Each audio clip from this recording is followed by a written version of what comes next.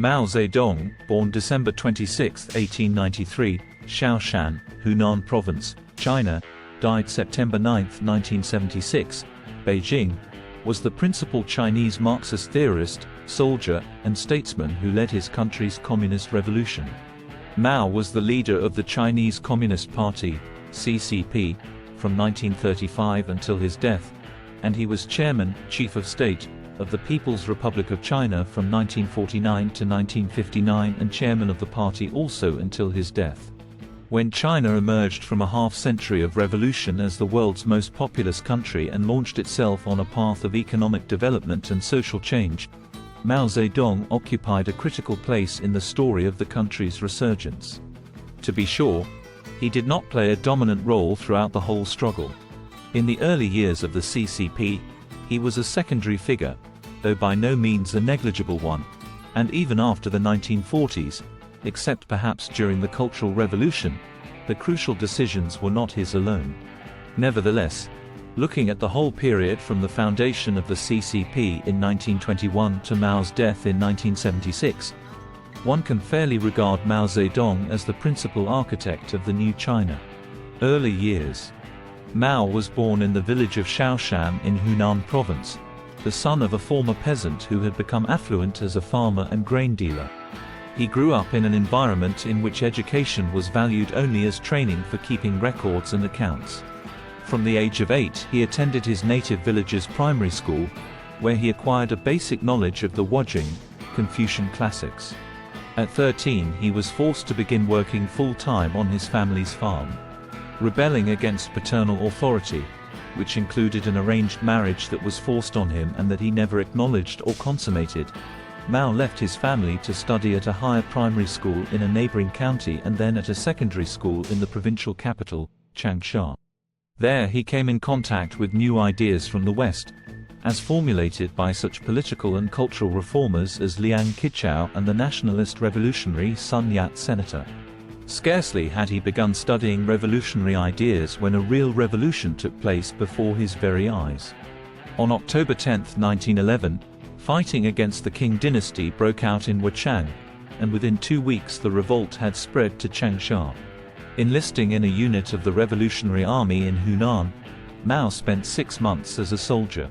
While he probably had not yet clearly grasped the idea that, as he later put it, political power grows out of the barrel of a gun, his first brief military experience at least confirmed his boyhood admiration of military leaders and exploits. In primary school days, his heroes had included not only the great warrior emperors of the Chinese past but Napoleon I and George Washington as well. The spring of 1912 marked the birth of the new Chinese Republic and the end of Mao's military service. For a year he drifted from one thing to another, trying, in turn, a police school, a law school, and a business school. He studied history in a secondary school and then spent some months reading many of the classic works of the Western liberal tradition in the provincial library. That period of groping, rather than indicating any lack of decision in Mao's character, was a reflection of China's situation at the time. The abolition of the official civil service examination system in 1905 and the piecemeal introduction of Western learning in so-called modern schools had left young people in a state of uncertainty as to what type of training, Chinese or Western, could best prepare them for a career or for service to their country. Mao eventually graduated from the first provincial normal school in Changsha in 1918. While officially an institution of secondary level rather than of higher education, the normal school offered a high standard of instruction in Chinese history, literature, and philosophy as well as in Western ideas. While at the school, Mao also acquired his first experience in political activity by helping to establish several student organizations. The most important of those was the New People's Study Society, founded in the winter of 1917-18, many of whose members were later to join the Communist Party. From the normal school in Changsha, Mao went to Peking University in Beijing, China's leading intellectual center. The half-year he spent there working as a librarian's assistant was of disproportionate importance in shaping his future career, for it was then that he came under the influence of the two men who were to be the principal figures in the foundation of the CCP, Li Dazhao and Chen Duxiu. Moreover, He found himself at Peking University precisely during the months leading up to the May 4th movement of 1919, which was to considerable extent the fountainhead of all of the changes that were to take place in China in the ensuing half-century. In a limited sense, May 4th movement is the name given to the student demonstrations protesting against the decision at the Paris Peace Conference to hand over former German concessions in Shandong province to Japan instead of returning them to China. But the term also evokes a period of rapid political and cultural change, beginning in 1915, that resulted in the Chinese radicals' abandonment of Western liberalism for Marxism and Leninism as the answer to China's problems and the subsequent founding of the Chinese Communist Party in 1921. The shift from the difficult and esoteric classical written language to a far more accessible vehicle of literary expression patterned on colloquial speech also took place during that period. At the same time, a new and very young generation moved to the center of the political stage. To be sure, the demonstration on May 4, 1919, was launched by Chen Dushu, but the students soon realized that they themselves were the main actors. From then onward, his generation never ceased to regard itself as responsible for the country's fate, and, indeed, its members remained in power, both in Beijing and in Taipei, Taiwan, until the 1970s. During the summer of 1919, Mao Zedong helped to establish in Changsha a variety of organizations that brought the students together with the merchants and the workers, but not yet with the peasants, in demonstrations aimed at forcing the government to oppose Japan. His writings at the time are filled with references to the Army of the Red Flag throughout the world and to the victory of the Russian Revolution of 1917. But it was not until January 1921 that he was finally committed to Marxism as the philosophical basis of the revolution in China. Mao and the Chinese Communist Party. In September 1920, Mao became principal of the Lin Changsha Primary School, and in October he organized a branch of the Socialist Youth League there. That winter he married Yang Kaihui, the daughter of his former ethics teacher. In July 1921 he attended the first Congress of the Chinese Communist Party, together with representatives from the other communist groups in China and 2 delegates from the Moscow-based Comintern, Communist International. In 1923, when the Young Party entered into an alliance with Sun Yat-sen's Nationalist Party, Kuomintang, Pinyin, Kuomintang, Mao was one of the first communists to join the Nationalist Party and to work within it. During the first half of 1924, he lived mostly with his wife and 2 infant sons in Shanghai, where he was a leading member of the Nationalists' Executive Bureau. In the winter of 1924-25, Mao returned to his native village of Shaoshan for a rest. There, after witnessing demonstrations by peasants stirred into political consciousness by the shooting of several dozen Chinese by foreign police in Shanghai, May and June 1925, Mao suddenly became aware of the revolutionary potential inherent in the peasantry. Although born in a peasant household, he had, in the course of his student years, adopted the Chinese intellectuals' traditional view of the workers and peasants as ignorant and dirty. His conversion to Marxism had forced him to revise his estimate of the urban proletariat, but he continued to share Marx's own contempt for the backward and amorphous peasantry. Now he turned back to the rural world of his youth as the source of China's regeneration. Following the example of other communists working within the Nationalist Party who had already begun to organize the peasants, Mao sought to channel the spontaneous protests of the Hunanese peasants into a network of peasant associations. The Communists and the Nationalists. Pursued by the military governor of Hunan, Mao was soon forced to flee his native province once more, and he returned for another year to an urban environment, Guangzhou, Canton, the main power base of the Nationalists.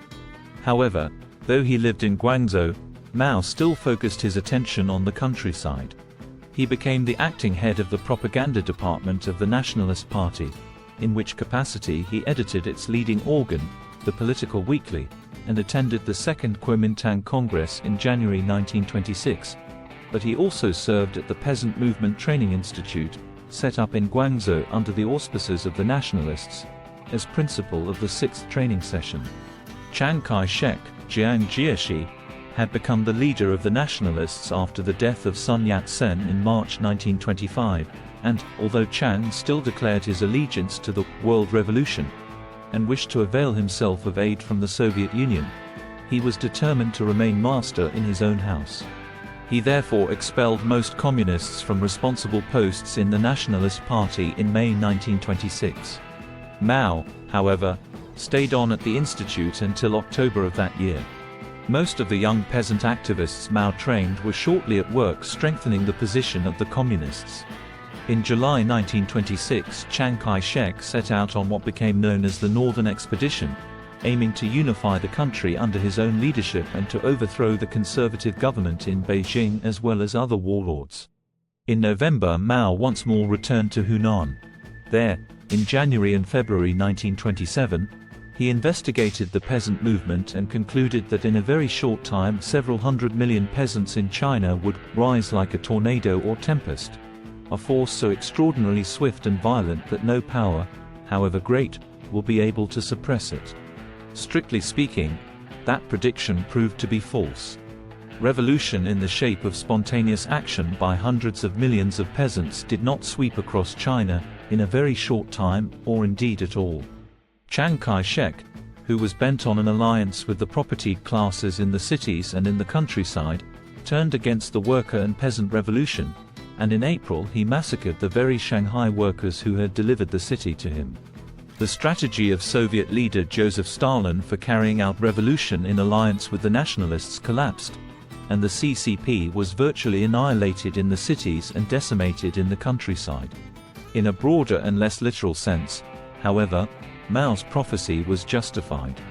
In October 1927, Mao led a few hundred peasants who had survived the autumn harvest uprising in Hunan to a base in the Jinggang Mountains, on the border between Jiangxi and Hunan provinces, and embarked on a new type of revolutionary warfare in the countryside in which the Red Army, military arm of the CCP, rather than the unarmed masses, would play the central role. But it was only because a large proportion of China's hundreds of millions of peasants sympathized with and supported that effort that Mao Zedong was able in the course of the protracted civil war to encircle the cities from the countryside and thus eventually defeat Chiang Kai-shek and gain control of the country. The road to power of Mao Zedong. Mao Zedong. Mao Zedong addressing a group of his followers in 1944. Mao Zedong's 22 years in the wilderness can be divided into 4 phases. The first of those is the initial 3 years when Mao and Zhu De, the commander-in-chief of the army, successfully developed the tactics of guerrilla warfare from base areas in the countryside. Those activities, however, were regarded even by their protagonists, and still more by the Central Committee in Shanghai, and by the Comintern in Moscow, as a holding operation until the next upsurge of revolution in the urban centers. In the summer of 1930, the Red Army was ordered by the Central Committee to occupy several major cities in south-central China in the hope of sparking a revolution by the workers. When it became evident that persistence in that attempt could only lead to further costly losses, Mao disobeyed orders and abandoned the battle to return to the base in southern Jiangxi. During that year, Mao's wife was executed by the nationalists, and he married He Zhizhen, with whom he had been living since 1928. The second phase, the Jiangxi period, centers on the founding in November 1931 of the Jiangxi Soviet, Chinese Soviet Republic, in a portion of Jiangxi province, with Mao as chairman. Since there was little support for the revolution in the cities, the promise of ultimate victory now seemed to reside in the gradual strengthening and expansion of the base areas. The Soviet regime soon came to control a population of several million. The Red Army, grown to a strength of some 200,000, easily defeated large forces of inferior troops sent against it by Chiang Kai-shek in the first 4 of the so-called encirclement and annihilation campaigns. But it was unable to stand up against Chiang's own elite units, and in October 1934 the major part of the Red Army, Mao, and his pregnant wife abandoned the base in Jiangxi and set out for the northwest of China, on what is known as the Long March. There is wide disagreement among specialists as to the extent of Mao's real power, especially in the years 1932 to 34, and as to which military strategies were his or other party leaders. The majority view is that, in the last years of the Jiangxi Soviet, Mao functioned to a considerable extent as a figurehead with little control over policy, especially in military matters. In any case, he achieved de facto leadership over the party, though not the formal title of chairman, only at the Zunyi Conference of January 1935 during the Long March. When some 8,000 troops who had survived the perils of the Long March arrived in Shaanxi province in northwestern China in the autumn of 1935, events were already moving toward the third phase in Mao's rural odyssey, which was to be characterized by a renewed united front with the nationalists against Japan and by the rise of Mao to unchallenged supremacy in the party. That phase is often called the Yan'an period, for the town in Shaanxi where the communists were based, although Mao did not move to Yan'an until December 1936. In August 1935, the Comintern at its 7th Congress in Moscow proclaimed the principle of an anti-fascist united front, and in May 1936 the Chinese Communists for the first time accepted the prospect that such a united front might include Chiang Kai-shek himself, and not merely dissident elements in the nationalist camp. The so-called Xi'an incident of December 1936, in which Chiang was kidnapped by military leaders from northeastern China who wanted to fight Japan and recover their homelands rather than participate in civil war against the communists, accelerated the evolution toward unity. By the time the Japanese began their attempt to subjugate all of China in July 1937, the terms of a new united front between the communists and the nationalists had been virtually settled, and the formal agreement was announced in September 1937. In the course of the anti-Japanese war, the communists broke up a substantial portion of their army into small units and sent them behind the enemy lines to serve as nuclei for guerrilla forces that effectively controlled vast areas of the countryside, stretching between the cities and communication lines occupied by the invader. As a result, they not only expanded their military forces to somewhere between 500,000 and 1 million at the time of the Japanese surrender, but also established effective grassroots political control over a population that may have totaled as many as 90 million. It has been argued that the support of the rural population was won purely by appeals to their nationalist feeling in opposition to the Japanese.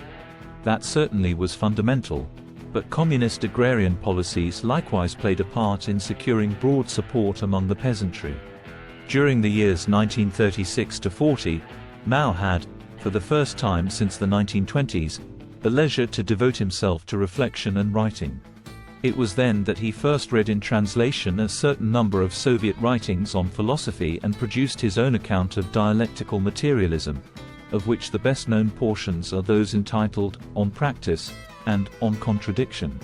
More important, Mao produced the major works that synthesized his own experience of revolutionary struggle and his vision of how the revolution should be carried forward in the context of the United Front.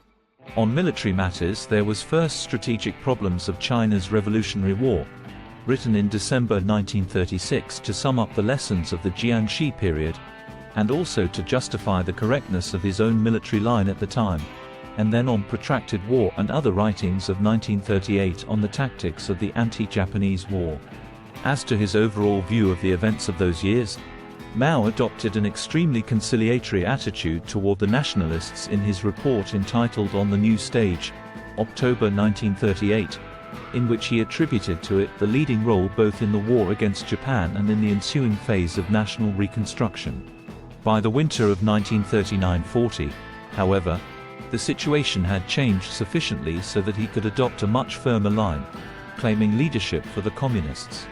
Internationally, Mao argued, the Chinese Revolution was a part of the world proletarian revolution directed against imperialism, whether it be British, German, or Japanese. Internally, the country should be ruled by a joint dictatorship of several parties, belonging to the anti-Japanese United Front. For the time being, Mao felt, the aims of the CCP coincided with the aims of the nationalists, and therefore communists should not try to rush ahead to socialism and thus disrupt the United Front. But neither should they have any doubts about the ultimate need to take power into their own hands in order to move forward to socialism. During that period, in 1939, Mao divorced He Zhizhen and married a well-known film actress, Lan Ping, who by that time had changed her name to Jiang Qing. The issues of nationalist-communist rivalry for the leadership of the United Front are related to the continuing struggle for supremacy within the CCP. For Mao's two chief rivals, Wang Ming, who had just returned from a long stay in Moscow, and Zhang Guotao, who had at first refused to accept Mao's political and military leadership, were both accused of excessive slavishness toward the nationalists. But perhaps even more central in Mao's ultimate emergence as the acknowledged leader of the party was the question of what he had called in October 1938 the sinification of Marxism, its adaptation not only to Chinese conditions but to the mentality and cultural traditions of the Chinese people. Mao could not claim the first-hand knowledge possessed by many other leading members of the CCP of how communism worked within the Soviet Union, nor the ability to read Karl Marx or Vladimir Ilyich Lenin in the original, which some of them enjoyed. He could and did claim, however, to know and understand China. The differences between him and the Soviet-oriented faction in the party came to a head at the time of the so-called rectification campaign of 1942-43. That program aimed at giving a basic grounding in Marxist theory and Leninist principles of party organization to the many thousands of new members who had been drawn into the party in the course of the expansion since 1937. But a second and equally important aspect of the movement was the elimination of what Mao called foreign dogmatism, in other words, blind imitation of Soviet experience and obedience to Soviet directives. In March 1943, Mao achieved for the first time formal supremacy over the party, becoming chairman of the Secretariat and of the Political Bureau, Politburo. Shortly thereafter, the rectification campaign took, for a time, the form of a harsh purge of elements not sufficiently loyal to Mao. The campaign was run by Kang Sheng, who was later to be one of Mao's key supporters in the Cultural Revolution. Exaggerating considerably that dimension of events, Soviet spokesmen have bitterly denounced the rectification campaign as an attempt to purge the CCP of all those elements genuinely imbued with proletarian internationalism, i.e., devotion to Moscow. It is therefore not surprising that, as Mao's campaign in the countryside moved into its fourth and last phase, that of civil war with the nationalists, Stalin's lack of enthusiasm for a Chinese communist victory should have become increasingly evident.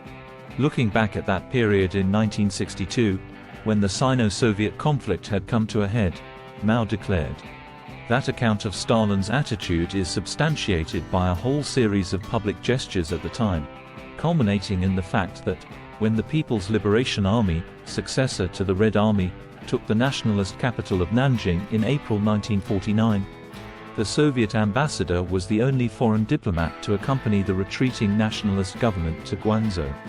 Stalin's motives were obviously those described by Mao in the above passage. He did not believe in the capacity of the Chinese communists to achieve a clear-cut victory, and he thought they would be a nuisance if they did. Formation of the People's Republic of China of Mao Zedong. Nevertheless, when the communists did take power in China, both Mao and Stalin had to make the best of the situation. In December 1949, Mao, now chairman of the People's Republic of China, which he had proclaimed on October 1, traveled to Moscow, where, after 2 months of arduous negotiations, he succeeded in persuading Stalin to sign a treaty of mutual assistance accompanied by limited economic aid. Before the Chinese had time to profit from the resources made available for economic development, however, they found themselves dragged into the Korean War in support of the Moscow-oriented regime in North Korea. Only after that baptism of fire did Stalin, according to Mao, begin to have confidence in him and believe he was not first and foremost a Chinese nationalist. Despite those tensions with Moscow, the policies of the People's Republic of China in its early years were in very many respects based, as Mao later said, on copying from the Soviets. While Mao and his comrades had experience in guerrilla warfare, in mobilization of the peasants in the countryside, and in political administration at the grassroots, they had no first-hand knowledge of running a state or of large-scale economic development. In such circumstances, the Soviet Union provided the only available model. A 5-year plan was therefore drawn up under Soviet guidance. It was put into effect in 1953 and included Soviet technical assistance and a number of complete industrial plants. Yet, within 2 years, Mao had taken steps that were to lead to the breakdown of the political and ideological alliance with Moscow. The emergence of Mao's road to socialism. In the spring of 1949, Mao proclaimed that, while in the past the Chinese Revolution had followed the unorthodox path of encircling the cities from the countryside, it would in the future take the orthodox road of the cities leading and guiding the countryside. In harmony with that view, he had agreed in 1950 with Liu Shaoqi that collectivization would be possible only when China's heavy industry had provided the necessary equipment for mechanization. In a report of July 1955, he reversed that position, arguing that in China the social transformation could run ahead of the technical transformation. Deeply impressed by the achievements of certain cooperatives that claimed to have radically improved their material conditions without any outside assistance, he came to believe in the limitless capacity of the Chinese people, especially of the rural masses, to transform at will both nature and their own social relations when mobilized for revolutionary goals. Those in the leadership who did not share that vision he denounced as old women with bound feet. He made those criticisms before an ad hoc gathering of provincial and local party secretaries, thus creating a groundswell of enthusiasm for rapid collectivization such that all those in the leadership who had expressed doubts about Mao's ideas were soon presented with a fait accompli. The tendency thus manifested to pursue his own ends outside the collective decision-making processes of the party was to continue and to be accentuated. Even before Stalin's successor, Nikita S. Khrushchev, had given his secret speech, February 1956, denouncing his predecessor's crimes, Mao Zedong and his colleagues had been discussing measures for improving the morale of the intellectuals in order to secure their willing participation in building a new China. At the end of April, Mao proclaimed the policy of letting 100 flowers bloom, that is, the freedom to express many diverse ideas, designed to prevent the development in China of a repressive political climate analogous to that in the Soviet Union under Stalin. In the face of the disorders called forth by de-Stalinization in Poland and Hungary, Mao did not retreat but rather pressed boldly forward with that policy, against the advice of many of his senior colleagues, in the belief that the contradictions that still existed in Chinese society were mainly non-antagonistic. When the resulting great blooming and contending got out of hand and called into question the axiom of party rule, Mao savagely turned against the educated elite, which he felt had betrayed his confidence. Henceforth he would rely primarily on the creativity of the rank and file as the agent of modernization. As for the specialists, if they were not yet sufficiently read, he would remeld them by sending them to work in the countryside. A brief overview of China's Cultural Revolution. It was against that background that Mao, during the winter of 1957-58, worked out the policies that were to characterize the Great Leap Forward, formally launched in May 1958. While his economic strategy was by no means so one-sided and simplistic as was commonly believed in the 1960s and 70s, and although he still proclaimed industrialization and a technical revolution as his goals, Mao displayed continuing anxiety regarding the corrupting influence of the fruits of technical progress and an acute nostalgia for the perceived purity and egalitarianism that had marked the moral and political world of the Jinggang Mountains and Yan'an eras. Thus it was logical that he should endorse and promote the establishment of people's communes, as part of the Great Leap strategy. As a result, the peasants, who had been organized into cooperatives in 1955-56 and then into fully socialist collectives in 1956-57, found their world turned upside down once again in 1958. Neither the resources nor the administrative experience necessary to operate such enormous new social units of several thousand households were in fact available, and, not surprisingly, the consequences of those changes were chaos and economic disaster. By the winter of 1958-59, Mao himself had come to recognize that some adjustments were necessary, including decentralization of ownership to the constituent elements of the communes and a scaling down of the unrealistically high production targets in both industry and agriculture. He insisted, however, that in broad outline his new Chinese road to socialism, including the concept of the communes and the belief that China, though poor and blank, could leap ahead of other countries, was basically sound. At the Lushan meeting of the Central Committee in July-August 1959, Peng Dehuai, the Minister of Defense, denounced the excesses of the Great Leap and the economic losses they had caused.